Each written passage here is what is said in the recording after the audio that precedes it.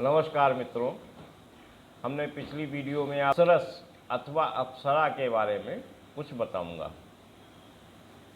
अप्सरा आप लोग क्या जानते हैं, पहले तो यह मैं बताना चाहूँगा कि आप लोग क्या जानते हैं, और अगर यह जानते हो तो कमेंट बॉक्स में एस कर दें केवल कि हाँ आप जानते हैं, तो मैं समझ जाऊँगा कि आप अप्सरस की प्रारंभिक, हालांकि वो सामान्य चीज़ नहीं है, सामान्य चीज़ों से जुड़ी हुई है। आप यह जानते हैं अप्सराओं के बारे में कि यह इंद्र की सभा में नृत्य करती है। ठीक है, इसका नाम, इसको उच्चारण में अप्सरा कहते हैं। अप्सरा के अलावा शायद आपने सुना नहीं होगा कि इसका असली शब्द जो ग्रंथों में वर्णित है, लिखा हुआ जो शब्द है वो है अप्सरस। तो आप इसको अप्सरा के नाम से जानते हैं। आप अप्सरा को इस रूप में जानते हैं कि यह इंद्र की सभा में नर्तकी है, और इंद्र अप्सराओं का प्रयोग सदैव आप लोगों की दृष्टि में जो आता रहा होगा वह यह है कि जब कोई ऋषि मुनि कोई तपस्या करते थे तो उस तपस्या को भंग करने के लिए इंद्र भेजते थे अप्सरसों को, यानी कि अप्सराओं को। तो अप्सराओं को भेजकर वह ऋषियों के तप को, यज्ञ को, साधना को, योग को, समाधि को नष्ट करने का काम किया करते थे। यानी कि इस दृष्टिकोण से भी इंद्र को बुरी दृष्टि से देखा जाता था कि यह तो ऋषियों के तप को भंग करने वाले हैं, और हमेशा इनको अपने राज्य की चिंता लगी रहती है कि कहीं कोई स्वर्ग में इन आकर राज्य ना करने लगे ये ऋषि मुनि। ये धारणा आप लोगों की बनी हुई होगी अभी तक, ऐसा मुझे लगता है। लेकिन वस्तुतः है क्या? कार्य तो लगभग यही है, लेकिन उद्देश्यों में थोड़ा सा अंतर है, भावना में अंतर है। इंद्र की कभी भी बुरी भावना हो ही नहीं सकती। इंद्र को जानने के लिए भी अप्सरस अथवा अप्सरा का जानना बहुत ज़रूरी है। अब आप लोगों को आज इस वीडियो में अप्सरा की वर्तमान फ़ोटो भी दिखाऊंगा, और वीडियो भी हो सकता है मैं ढूंढ डाल के ले आऊँ कि अप्सरस होती क्या है। अप्सरा बहुत सुंदर होती है। अप्सरा नृत्य भी करती है, लेकिन नृत्य का मतलब क्या होता है? आप सामान्यतः आज इस बात को समझ लीजिए कि नृत्य का मतलब होता है जो चीज़ अतिरेक हो गई है, जो चीज़ आवश्यकता से अधिक हो गई है, उसको नष्ट करने की क्रिया जो है वो नृत्य होती है।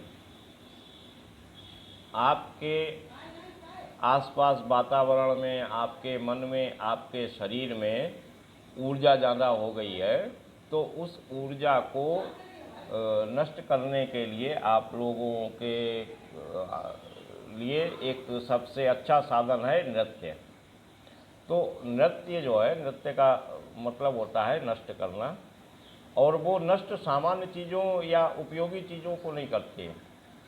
असामान्य और अनुपयोगी जो आवश्यकता से अधिक उत्पन्न हो गई हैं, उनको नष्ट करने का काम नृत्य द्वारा किया जाता है। ये तो हो गई नृत्य क्रिया। अब जो ये क्रिया करती है उसको कहते हैं अप्सरा, यानी कि अप्सरस, और वो देवताओं के लिए करती है। तो देवताओं के लिए क्या नष्ट करना आवश्यक है?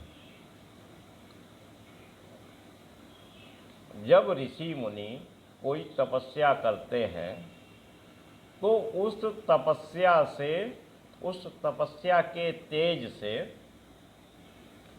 हमारे उन ऋषियों के आसपास सकारात्मक ऊर्जा इतनी अधिक बढ़ जाती है कि वह उस सकारात्मक ऊर्जा से एक नई पृथ्वी को बना सकते हैं, एक नए सूर्य को बना सकते हैं, एक नए ब्रह्मांड को बना सकते हैं, अनेकों ब्रह्मांडों को बना सकते हैं, अपनी पूरी सृष्टि कर सकते हैं।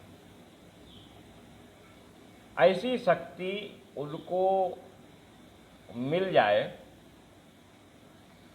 और फिर उसको संभाल ना पाए तो यह अत्यंत कष्टकारी होगा हमारे लिए भी और आपके लिए भी। यदि आपके पड़ोस में कोई मकान बना ले, आपके मकान के बराबर बना ले तो ठीक है, आपके मकान से ऊंचा बना ले तो भी ठीक है, ज़्यादा से ज़्यादा धूप नहीं आएगी। बहुत ऊंचा बना ले और चारों ओर बना ले, फिर आपको संकट उत्पन्न होगा, क्योंकि ना तो आपके पास वायु आएगी, ना आपके पास धूप आएगी, ना आपके पास गर्मी आएगी, ना आपके पास सर्दी आएगी। आप एक बंद कमरे की तरह हो जाएंगे और बीमार रहने लगेंगे।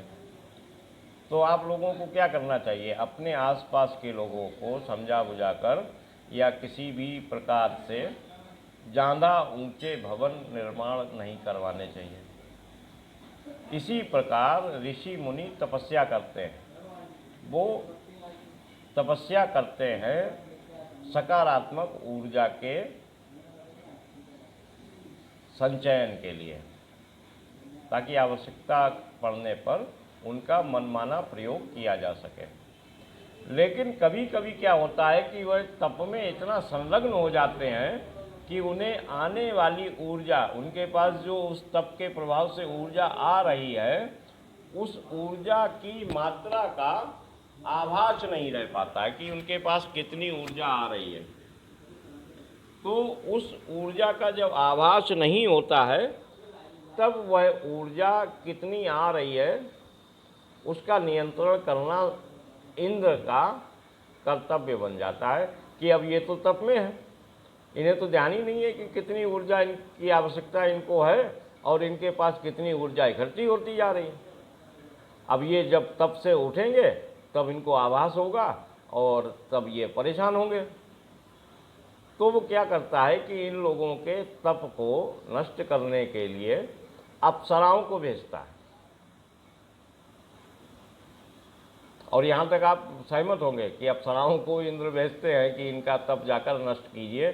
और यह आप लोगों को बताया जाता है, आप लोगों की भावना दुर्भावना में बदल दी जाती है कि इंद्र तो अपने स्वार्थ की वजह से इन लोगों को भेजते हैं, जबकि इंद्र आपके लिए भेजते हैं। कि अगर इंद्र उस ऋषि के लिए भेजते हैं कि भाई ऋषि ने तो अपना किसी उद्देश्य से यज्ञ जप शुरू किया, लेकिन वो यज्ञ जप में इतना संलग्न हो गए, इतना खो गए कि उन्हें अब ध्यान ही नहीं है कि उनकी आवश्यकता, जो उद्देश्य था उसकी आवश्यकता की पूर्ति हो चुकी है और अब उन्हें यज्ञ समाप्त कर देना चाहिए। तो वो अप्सराओं को भेजते हैं और अप्सरा जाकर नृत्य करके उनकी समाधि को, उनके तप को नष्ट करती है। यह बात आप लोगों ने सुनी होगी। अब आप लोगों को बताते हैं कि होता क्या है, ये अप्सरा क्या होती है और अप्सराओं का प्रभाव कितना होता है, अप्सरा वस्तुतः कैसे काम करती है। आप समझते हैं वस्तुतः। ये तो हो गई कहानियों में आपको जो अप्सरा, ऋषि और इंद्र के बारे में बताया जाता है। लेकिन वस्तुतः होता क्या है कि तपस्या भी होती है, ऋषि भी होते हैं, इंद्र भी होते हैं और अप्सराएं भी होती हैं, लेकिन इनके तात्विक रूप से आप परिचित नहीं होते। यज्ञ सदैव होता रहता है, ऋषि सदैव होते रहते हैं, ऋषि सदैव करते रहते हैं और इंद्र सदैव उसको कंट्रोल करने के लिए प्रयत्नशील भी रहते हैं और अप्सराएं भी उनके आदेश के अधीन उनको रोकने का काम भी करती रहती हैं। अब आपको वर्तमान विज्ञान के अनुसार कुछ स्थिति बताऊंगा। हमारे सौर वायु जो चलती है, सूर्य से एक सूर्य प्रवाह चलता है, जिसकी वजह से हमारे पास गर्मी, हमारी पृथ्वी पर गर्मी उत्पन्न होती है और प्रकाश उत्पन्न होता है। प्रकाश के बारे में अभी कुछ संशय है, तो प्रकाश कहाँ उत्पन्न होता है ये एक अलग की बात है। गर्मी तो पृथ्वी पर ही उत्पन्न होती है।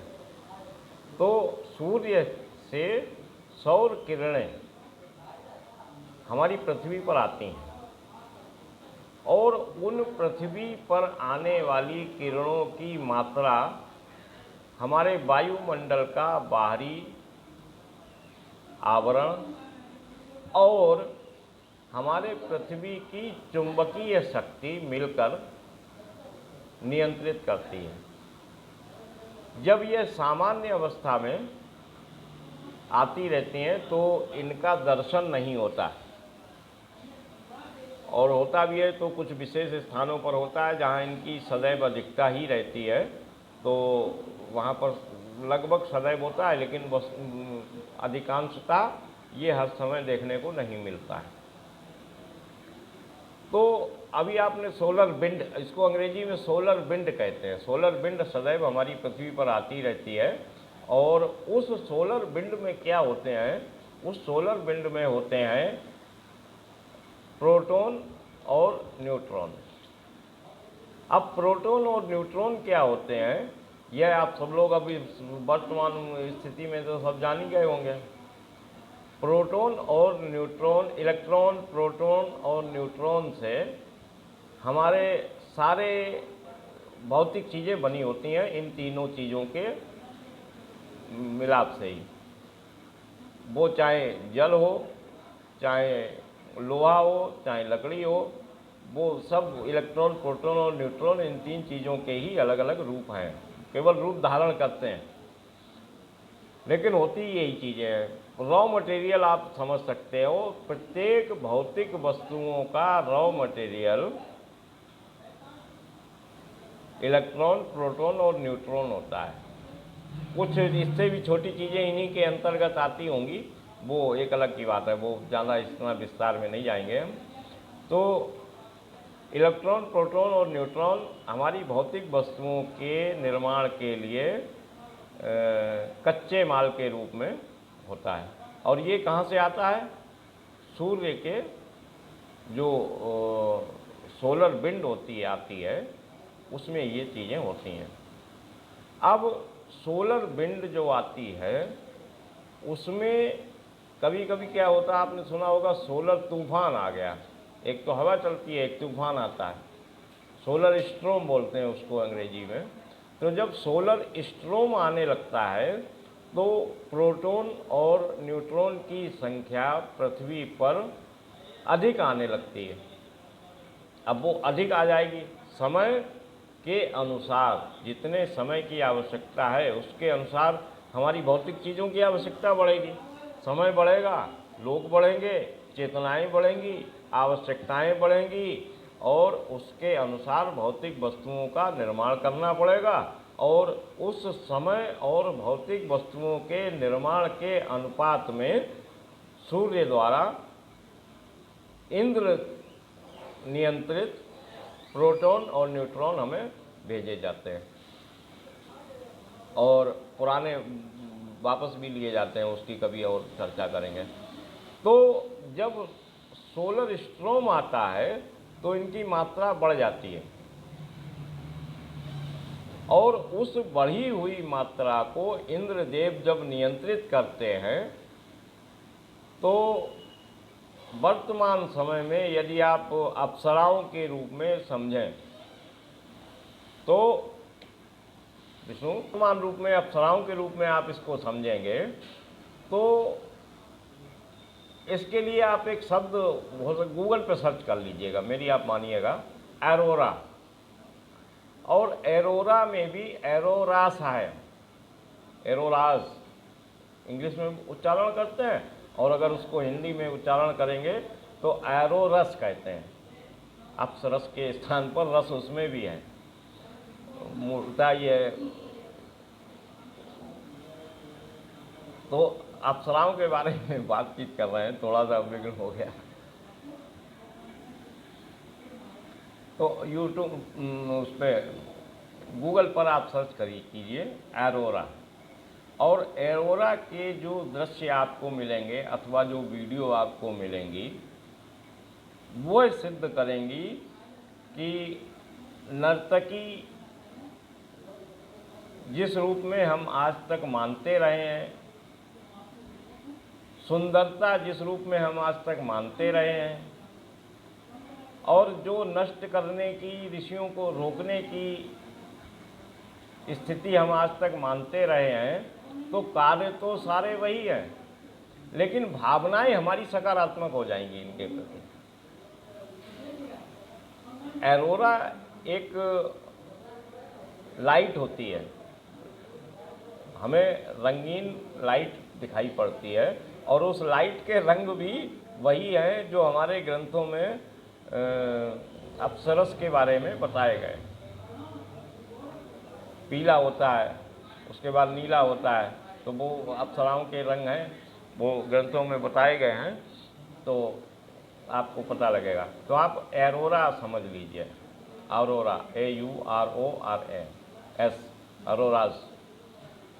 ये उत्तरी और दक्षिणी ध्रुवों पर सबसे ज़्यादा दिखाई पड़ते हैं, क्योंकि मैग्नेटिक फील्ड जो है वो इनको ग्रहण भी करती है, और अधिक होने पर यहीं पर अप्सराएं इनको रोक कर वापस करने का काम भी करते हैं। अप्सराएं यानी एरोराज। और फिर आप कमेंट कीजिएगा, मैं हो सकता है इसमें एक आध फोटो हमारी अप्सरसों की और एरोराज की डाल दूं, हो सकता है वीडियो भी मिला दूं इसमें, तो आपको बड़ा अच्छा लगेगा। आप लोग देखिएगा और कैसी वीडियो लगी आपको बताइएगा। जो इस वीडियो में कमी, अब ग्रंथ तो बड़ा विस्तृत है, इसमें 10, 15, 20 मिनट में बताना तो ऐसे है जैसे जाना है 100 किलोमीटर और 10 किलोमीटर जाकर हम ये कहते हैं हम पहुंच गए। तो ऐसा ही है, मैं कोशिश करता हूं बहुत संक्षेप में करने की, लेकिन हो नहीं पाता है, क्योंकि हमसे पहले अभी तक किसी ने किया नहीं होता था कि हम उसमें से काट छाँट कर पाएँ। तो कुछ विषय विस्तृत रूप से वर्णित करने पड़ जाते हैं, कुछ संक्षेप में करके काम चला लेता हूँ। तो आशा है आप लोग हमें समझेंगे, क्योंकि हम एक बिल्कुल नई विषय और नया दृष्टिकोण लेकर चल रहे हैं। तो आप लोग सब्सक्राइब कर दीजिए, हो सकता है आप लोगों को अच्छी भी लगी हो, लाइक भी कर दीजिए, और इसी तरीके की वीडियो बनाता रहूँगा। आप लोगों का बहुत बहुत धन्यवाद, नमस्कार। आप लोग स्वस्थ रहें, संपन्न रहें, सुरक्षित रहें, और